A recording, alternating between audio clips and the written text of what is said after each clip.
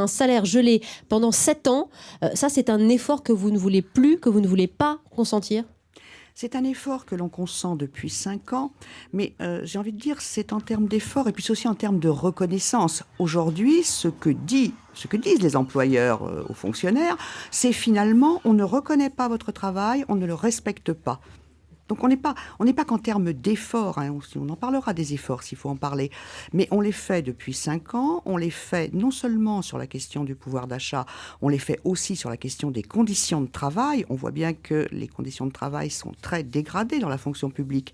J'entendais tout à l'heure ce que disait un agent infirmier que vous aviez interrogé à Nantes, quand il dit qu'effectivement les agents sont malades aujourd'hui du travail, c'est quelque chose qu'il faut prendre en compte. Maintenant, Brigitte Jumel, Maryse Lebranchu, votre ministre de la fonction publique a été très claire. Nous ne pourrons faire de gestes que le jour où la croissance redémarrera dans notre pays. Elle est nulle, on l'a appris aujourd'hui.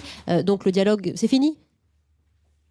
Non, le dialogue, c'est pas fini. C'est pas une bonne façon d'engager le dialogue. C'est pas une bonne façon, le matin même d'une manifestation à laquelle appellent toutes les organisations syndicales représentatives de la fonction publique, c'est pas une bonne façon d'engager le dialogue que de dire, de toute façon, il y aura rien.